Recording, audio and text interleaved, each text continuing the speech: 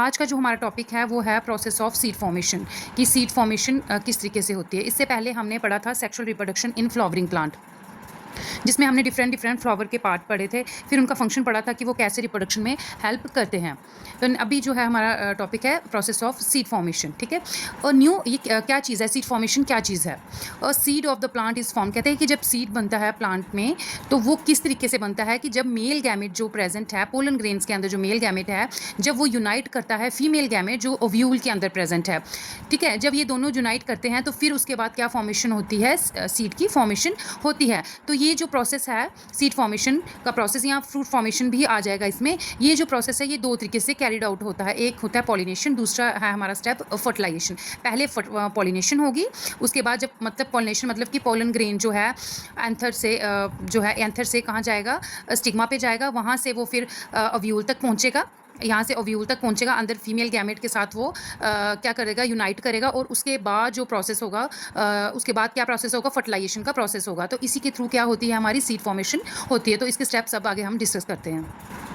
जैसे फर्स्ट है हमारा पॉलिनेशन। तो पॉलिनेशन का क्या मतलब है, the transfer of pollen from the anther of the stamen to the stigma of the carpel is called pollination. क्या होता है कि जब पोलन ग्रेन का ट्रांसफर होता है, पोलन ग्रेन्स का ट्रांसफर होता है किस पे, स्टिग्मा, किसकी स्टिग्मा, जो कार्पल की स्टिग्मा होती है उसके ऊपर ट्रांसफर होगा, तो उसको हम क्या बोलेंगे, पॉलिनेशन बोलेंगे। तो पॉलिनेशन किस तरीके से कैरिड आउट होगा, ये पोलन यहाँ तक स्टिग्मा तक कैसे पहुँचेंगे, ठीक है। जैसे ये तो सेम फ्लावर पे है, यहाँ पे डिफरेंट फ्लावर पे है ये पोलन, और ये दूसरे स्टिग्मा तक, जो दूसरे फ्लावर का जो स्टिग्मा है वहाँ तक ये कैसे पहुंचेंगे। तो किस तरीके से पहुंचते बेटा, थ्रू इंसेक्ट। जो इंसेक्ट जैसे बीज वगैरह हैं, बटरफ्लाइज वगैरह हैं, तो वो जब नेक्टर वगैरह सक करने आएंगी या विजिट करेंगी फ्लावर को, एक फ्लावर को विजिट करेंगी, तो वहाँ से पोलन ग्रेन्स वो उठा, उनके जो लेग्स वगैरह होंगे उनके साथ या उनके विंग्स के साथ क्या हो जाएगा, वो पोलन ग्रेन अटैच हो जाएंगे। और फिर वो जब दूसरा फ्लावर विजिट करेंगी, जहाँ उसी फ्लावर के या स्टिग्मा पे बैठेंगी, तो क्या होगा, वहाँ पे पोलन ग्रेन जो है स्टिक हो जाएगा और वो थ्रू स्टाइल के थ्रू कहाँ पहुँच जाएगा, हमारे जो है ओवरी में, फ्लावर की जो ओवरी है वहाँ तक वो पहुँच जाएगा। तो नेक्स्ट आगे फर्टिलाइजेशन जो प्रोसेस होगा वो कैरिड आउट होगा। जैसे बर्ड्स के थ्रू भी होता है,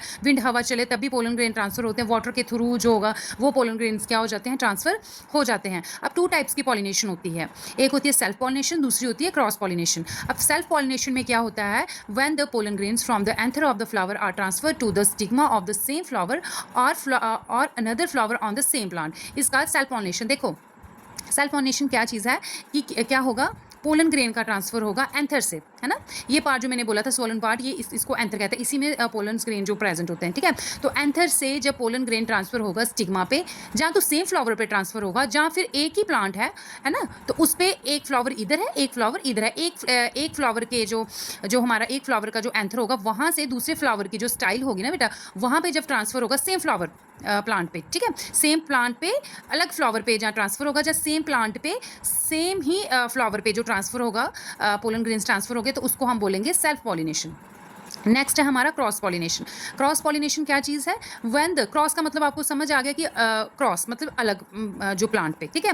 when the pollen grains from the anther of the flower of one plant are transfer to the stigma of a flower on the another similar plant is called cross pollination. देखो इसमें क्या होगा कि एक flower पे एक plant में एक फ्लावर लगा हुआ, उसके पोलन ग्रेन्स दूसरे प्लांट के मतलब सेम प्लांट है और उसके फ्लावर पे जो ट्रांसफर होगा क्रॉस होगा, क्रॉस पॉलिनेशन होगी, उसको हम क्या कहेंगे, क्रॉस पॉलिनेशन कहेंगे।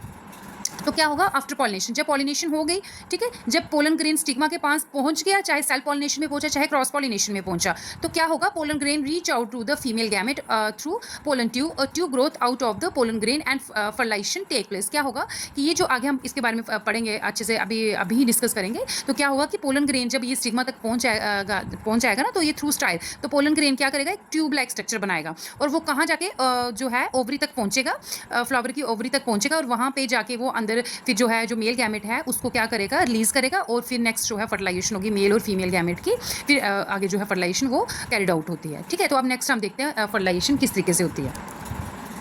तो ये आगे फर्टिलाइजेशन, अब फर्टिलाइजेशन क्या चीज़ है, when the male gamete present in the pollen grain join with the female gamete और egg present in the ovule। क्या होता है कि जो मेल गैमेट है जो पोलन ग्रेन में प्रेजेंट है, मेल गैमेट, ये जब ये फ्यूज़ करता है फीमेल गैमेट में जो ओव्यूल में प्रेजेंट है, तो उसी को कहते हैं फर्टिलाइजेशन, ठीक है।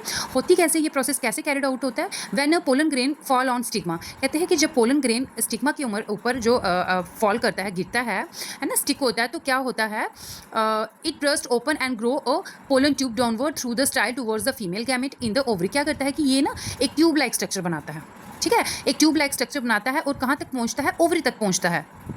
ठीक है, जो फ्लावर की ओवरी होगी वहाँ तक पहुँचेगा। फिर क्या होगा, the pollen tube enter the ovule in ovary, the tip of the pollen tube burst open and male gamete, 2 बार लिख दिया मैंने यहाँ पे, male gamete comes out and combine with nucleus of the female gamete to form a fertilized egg और zygote. फिर क्या होगा, जब ये ट्यूब लाइक स्ट्रक्चर बनेगा और ये कहाँ एंटर करेगी, ये ट्यूब एंटर करेगी, ओव्यूल में एंटर करेगी, और जो मेल गैमेट होगा ना बेटा वो इसी ट्यूब के थ्रू कहाँ जाएगा, ओव्यूल तक पहुँचेगा। वहाँ पे फीमेल गैमेट जो है ऑलरेडी प्रेजेंट होगा, उसके साथ ये फ्यूज़ करेगा और फ्यूज़न के बाद क्या होगा, एक फर्टिलाइज्ड एग बनेगा जहाँ उसको हम क्या बोलेंगे, जाइगोट बोलेंगे। ठीक है, जब फर्टिलाइजेशन प्रोसेस हो गई तो क्या होगा, यहीं से फिर आगे हमारा क्या होगा, formation of fruit and seed बनेंगे। द फर्टिलाइज्ड एग, जब जो ये फर्टिलाइज्ड एग है ना, जब जाइगोट है वो क्या करेगा, डिवाइड सेवरल टाइम, बहुत ज़्यादा टाइम क्या करेगा, मल्टीपल टाइम वो क्या करेगा, डिवाइड करेगा और क्या बनाएगा, टू फॉर्म एन एम्ब्रियो, एक एम्ब्रियो बना देगा विद इन द ओव्यूल। इस ओव्यूल के अंदर एक क्या बना देगा, एम्ब्रियो बना देगा।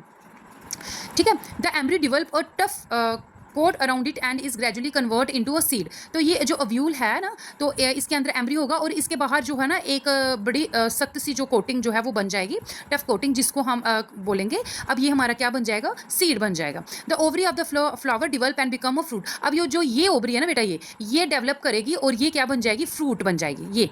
ये पार्ट जो है ये फ्रूट बन जाएगा और जो ओव्यूल का पार्ट है इसके अंदर मल्टीपल टाइम डिवीजन होगी और एम्ब्रियो की डेवलपमेंट होगी और बार बार ओव्यूल के एक टफ सी कोटिंग बन जाएगी जो हमारा क्या बनाएगी, सीड बनाएगी। और ये बाहर वाली कोटिंग क्या है, ये क्या करेगी बेटा, ये बना देगी, हमारा फ्रूट बना देगी। A seed is the reproductive unit of plant which can be use to grow a new plant. अब जो ये सीड बनाना, ये रिप्रोडक्टिव यूनिट है। ठीक है, इसी के थ्रू जब अगर नया प्लांट हमने जर्मिनेट करना होगा तो इसी सीड के थ्रू हम क्या करेंगे, एक नया प्लांट जर्मिनेट कर सकते हैं। तो इसी तरीके से फ्रूट फॉर्मेशन होती है और सीड जो है फॉर्मेशन होती है। तो अभी के लिए इतना, नेक्स्ट जो लेक्चर है उसमें आगे वाला टॉपिक हम जो है वो कवर करेंगे। Thank you.